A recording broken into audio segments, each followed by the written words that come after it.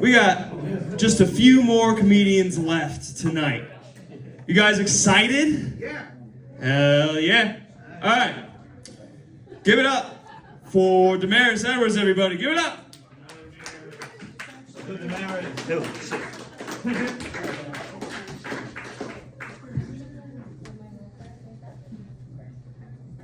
For everyone who hasn't figured it out, I am the Disney adult, and I own that shit. And if you want proof, come to my office at the library. I work in an office full of toys. So I'm a librarian, and I've been one for quite a long time now. And like any other job, there are things that I like and things that not so much. The top of the not so much list is meetings. Is there anyone here who actually likes going to meetings? Right? Let's be honest, most of them can be emails. I have a notebook that I take to every meeting, and the cover says, list of meetings that could have been emails. I get a lot of looks from extended leadership. I'm just saying. But one of the things I really do like is I like when we have pitch-ins. Does anyone know what pitch-ins are? Oh, the thing, you shoot the picture. No. I'm from Indiana, and I have learned that here they are called potlucks. So the first one that I went to when I first started working here, I took homemade sausage, gravy, and biscuits. Yeah.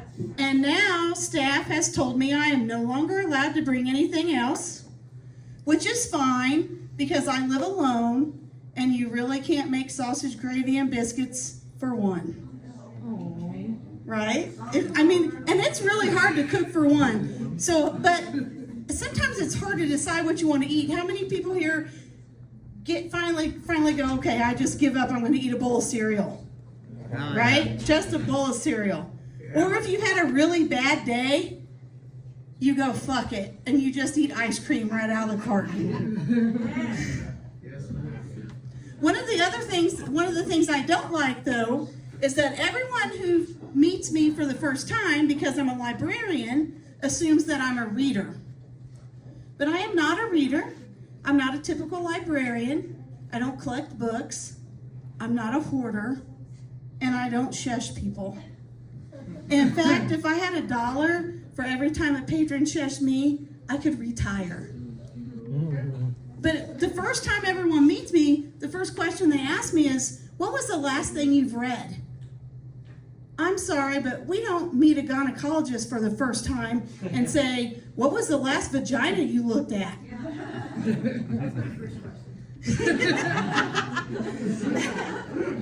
But probably my favorite thing about my job is that we get to go to conferences. And a few years ago, I got to go to Portland. And Portland is the home of the largest bookstore in the United States. Does anybody know what that is? Pals. So, of course, being surrounded by librarians, I started getting pressured to go to Pals. And I'm like, guys, I don't buy books. And they're like, it's okay. They have other things. So finally, at the end of the week, I'm like, okay, I give in to pressure. I'm going to go to Pals. They have an entire wall of funky socks. Now, while I'm not a typical librarian, I do love my cardigans and my funky socks. My favorite pair I got from there says, "Bitch, I am relaxed." But the Uber driver who was bringing me back from the hotel, of course, asked what I was in town for. And I'm like, well, I'm here for the librarian conference. And he looks up in the mirror and says, "You're the first sober librarian I've had in my car all week." I mean, seriously, you get a bunch of librarians together and it's a party. The American Library Association has actually been banned from hotels across the United States. Bibles get sticky. Yeah. And then in June, I got to go to Philadelphia. And one of our guest speakers was George Takei.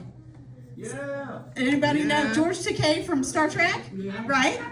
I got to get his book signed. So when he's having his talk, he tells us that, well, you know, the orange Cheeto is the Klingon in the White House. So a little backstory, my son got married in a Star Trek themed Klingon ceremony. So when I told him what George Takei said, he's like, Mom, that's an insult to Klingons. We just call him Faux Hitler. Faux Hitler. But one of my most recent conference was just 2 weeks ago. I got to go to Denver, which is one of my favorites because one of our vendors, Communico, they always have this nice big dinner for us and they bring us some swag. And this year it was a coffee mug that had cocoa in it and coffee and tea and some chocolates, right? So I put it in my backpack. I didn't want it to get broken. And I had checked my carry-on this time because I'm like, I'm not going to drag it through the airport. So I'm in the line, the security line, and a lady in front of me starts bitching about how the only thing she has is her purse and her jacket. And I'm like, dude, you do know that all of these folks are working for fucking free, right? And so, of course, everybody now starts staring. I'm wearing my t-shirt that says, imagine being scared of pronouns and books, right? Well, then I look over, and they have pulled my backpack. And I've traveled a lot. I'm thinking, okay, I know I don't have anything in my backpack. Well, they pull out that coffee mug, and they take out that cocoa, and he's like, we have to check this packet full of powder. And they swab it, put it in the machine. It alarms. So now, here comes the TSA supervisor. They're taking every single thing out of my backpack. And of course, I'm thinking, well, damn, it's a good thing I didn't bring my vibrator. That would have been awkward. And then my backpack swabs and also sets off an alarm. So now here comes Homeland Security. So then here comes a woman TSA agent, and she's like, I have to pat you down. Like, really pat you down, where they go up your groin and all of that. And everybody who starts staring, I'm like, subversive librarian here, subversive librarian. I mean, why not?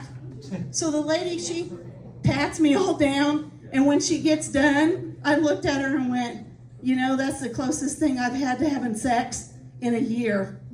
Can I at least have your phone number? That's it for me. Thank you. I'm Damaris.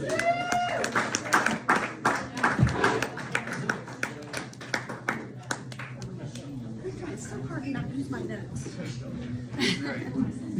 All right.